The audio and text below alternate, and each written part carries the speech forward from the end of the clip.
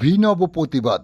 অভয়ার কাণ্ডে সুন্দরবনের সাহসী মহিলারা ন্যায় বিচারের জন্য নদীর মাঝে অভিনব প্রতিবাদ। দেখুন সেই ছবি আজকের স্বরূপনগরের ক্যামেরায়।